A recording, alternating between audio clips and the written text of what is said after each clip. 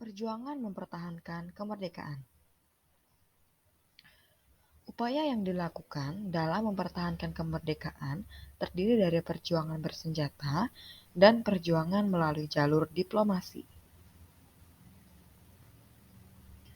Pada perjuangan bersenjata, terdapat beberapa pertempuran yang terjadi antara tentara Indonesia dengan tentara sekutu atau tentara Belanda yang tidak dapat dihindarkan, yakni yang pertama ada pertempuran Surabaya, yang kedua pertempuran Bandung Lautan Api, dan yang ketiga serangan umum 4 hari. Pertempuran Surabaya terjadi di Surabaya pada tanggal 10 November 1945. Tokoh perjuangan pada pertempuran Surabaya terdiri dari Bung Tomo, Kiai Haji Hashim Asyari, Kiai Haji Wahab Hasbullah, Gubernur Jawa Timur Suryo, Dr. Mustopo, dan Residen Surabaya Sudirman. Penyebab dari pertempuran ini adalah adanya ultimatum yang menyebutkan bahwa semua pimpinan dan orang Indonesia yang bersenjata harus melapor dan meletakkan senjatanya di tempat yang ditentukan, serta menyerahkan diri dengan mengangkat tangan ke atas. Dampak dari pertempuran ini, banyak pejuang yang tewas dan juga kota Surabaya yang jatuh ke tangan sekutu. Selanjutnya, pertempuran Bandung Lautan Api yang terjadi di kota Bandung 23 Maret 1946. Tokoh perjuangan pada pertempuran Bandung Lautan Api ini terdiri dari Abdul Haris Nasution, Muhammad Toha, Rukana, Aceh Bastaman, Sultan Syahrir, dan Ismail Marzuki. Penyebab dari pertempuran ini adalah ultimatum tentara sekutu kepada tentara rakyat Indonesia agar mengosongkan seluruh kota Bandung. Hal ini justru mendorong tentara rakyat Indonesia untuk membumi hanguskan kota Bandung Selatan dengan alasan agar sekutu tidak dapat menggunakan kota Bandung sebagai markas strategis militer. Perjuangan prajurit yang tewas terbayarkan dengan kegagalan dari pihak sekutu dalam mengambil alih kota Bandung dan menambah senjata. Yang ketiga, serangan umum 4 hari yang terjadi di Surakarta pada tanggal 7 hingga 10 Agustus tahun 1949.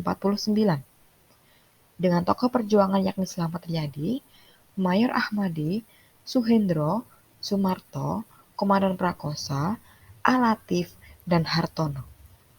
Penyebab dari pertempuran ini, serangan umum 4 hari atau serangan umum Surakarta terjadi karena Belanda menghancurkan markas Kolonel Gatot Subroto dan juga dikarenakan pula oleh keinginan para pejuang kemerdekaan yang ingin menunjukkan bahwa Indonesia masih ada dan kuat.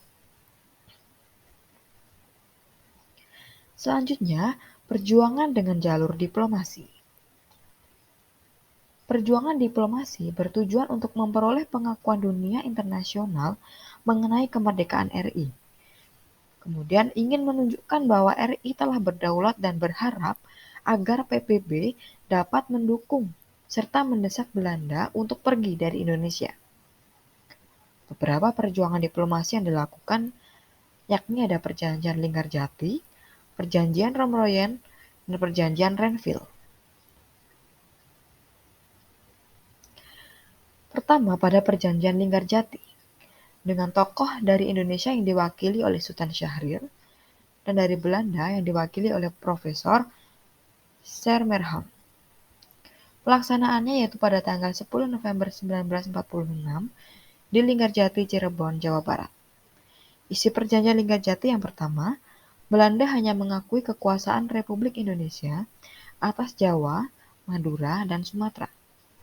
Kedua, negara Indonesia Serikat terdiri dari negara Republik Indonesia, negara Indonesia Timur, dan negara Kalimantan. Kemudian ketiga, negara Indonesia Serikat dan Belanda merupakan satu uni dengan nama Uni Indonesia Belanda yang diketuai oleh Belanda. Namun, Belanda mengingkari perjanjian ini dan melancarkan agresi militer Belanda I pada tanggal 21 Juli 1947. Selanjutnya adalah Perjanjian Romroyen, dengan tokoh dari Indonesia yaitu diwakili oleh Muhammad Rom dan dari Belanda oleh Van Royen, yang dilaksanakan pada tanggal 17 April 1949 di Jakarta. Isi dari Perjanjian Romroyen sendiri adalah yang pertama, pemerintah Indonesia dikembalikan ke Yogyakarta. Kedua, menghentikan gerakan militer dan mengembalikan tawanan. Ketiga, Republik Indonesia sebagai bagian dari negara Indonesia Serikat. Yang keempat, akan segera dilaksanakan konferensi meja bundar. Perjanjian selanjutnya adalah Perjanjian Renville, dengan tokoh dari Indonesia diwakili oleh Amir Syarifuddin dan dari Belanda R. Abdul Qadir Widjojoatmojo. Dengan pelaksanaannya pada tanggal 17 Januari 1948 di atas kapal USS Renville milik Amerika Serikat. Isi Perjanjian Renville yang pertama, Belanda hanya mengakui daerah Republik Indonesia atas Jawa Tengah, Yogyakarta, sebagian kecil Jawa Barat, dan Sumatera. Yang kedua, semua pasukan RI harus ditarik mundur dari wilayah-wilayah yang diduduki Belanda. Yang ketiga, Belanda tetap berdaulat di seluruh wilayah Indonesia sampai diserahkan kepada Republik Indonesia Serikat atau RIS yang akan segera dibentuk. Dari pemaparan yang tadi, diperoleh kesimpulan bahwa seluruh upaya yang dilakukan oleh para pejuang, baik dengan pertempuran bersenjata maupun diplomasi, memiliki satu tujuan yang sama, yaitu untuk mempertahankan kemerdekaan Indonesia. Kita, sebagai penerus bangsa, patut berkaca terhadap perjuangan yang telah dilakukan dan menjaga kemerdekaan Indonesia ini. Hal-hal yang dapat kita lakukan adalah yang pertama, tetap menjunjung jiwa nasionalisme dan patriotisme. Yang kedua, mengamalkan nilai-nilai Pancasila dalam kehidupan sehari-hari.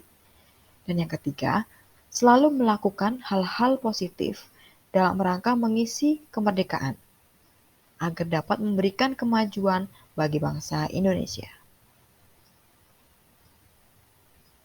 Demikian pemaparan mengenai perjuangan mempertahankan kemerdekaan. Sekian dan terima kasih.